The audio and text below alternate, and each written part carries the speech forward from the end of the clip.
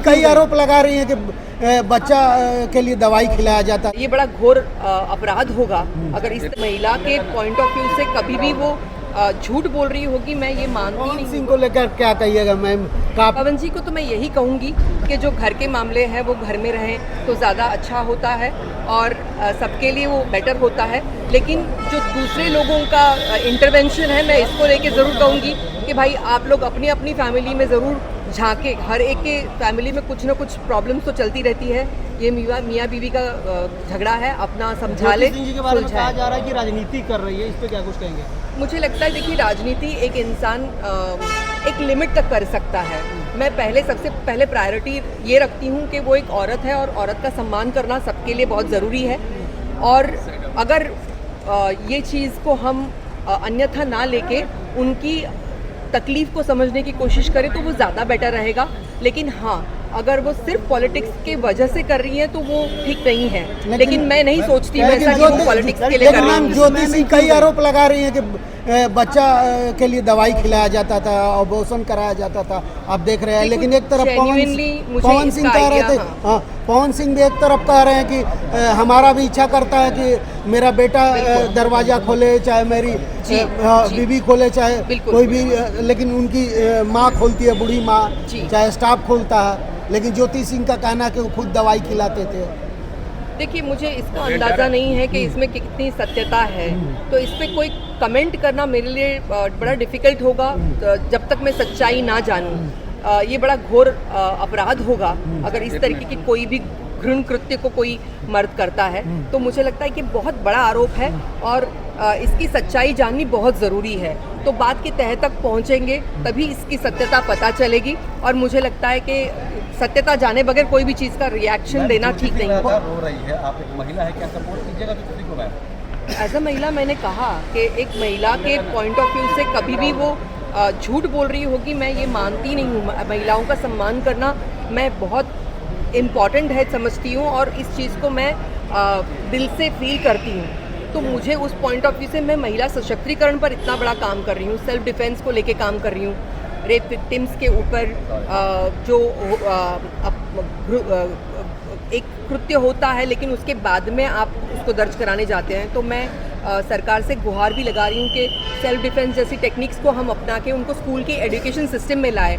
तो जब मैं ये बातों को रखती हूँ तो 100% मैं एक स्ट्रॉन्ग फेमिनिस्ट हूँ और महिला के हमेशा साथ में रह के उनके अधिकारों के लिए, वो मेरे पिक्चरों में हो या मेरे हर रोज़ के व्यवहार में हो, ये बहुत लोगों को स्ट्रांगली दिखाई देता है कि मैं कितनी स्ट्रॉन्ग फेमिनिस्ट हूँ।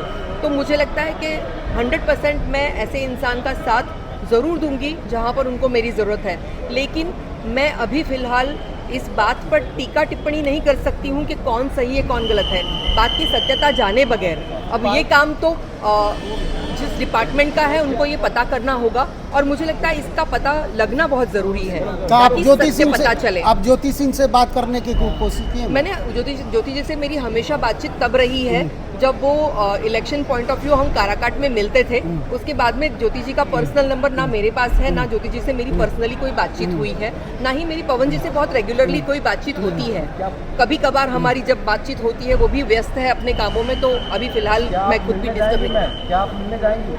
ऑफकोर्स अगर उनकी ऐसी कोई ज़रूरत है जहाँ पर मेरे होने से उनको बहुत फ़र्क पड़ रहा है तो 100% आई विल बी देयर। लेकिन अगर ये बात का पता करने की बात कर रहे हैं तो वो पता किए बगैर मैं कोई भी कमेंट इस पे नहीं करूँगी। अच्छा मैम, पवन सिंह को बोल रहे हैं ज्योति सिंह की मतलब कि उनकी छवि को धूमिल करने के लिए वहाँ लखनऊ गई थी, आप कैसे देखती हैं इसको? क्योंकि काराकाट चुनाव में भी वो गई थी और एक कहीं ना कहीं मैं एक बात को आपके सामने ज़रूर रखूंगी कि काराकाट में ज्योति जी ने पवन जी को जितना सपोर्ट किया है वो मैंने अपनी आंखों से देखा हुआ है। तो इस बात को हम नकार नहीं सकते हैं कि ज्योति जी ने पवन जी को पूरी तरीके से सपोर्ट किया है और हमने वो अपनी आंखों से देखा है कि वो हमने 2 दिन वहाँ पे जब कैंपेनिंग किया है तो ज्योति जी लगातार उनकी अम्मा के साथ में कैंपेनिंग कर रही थी और मैंने वो देखा है।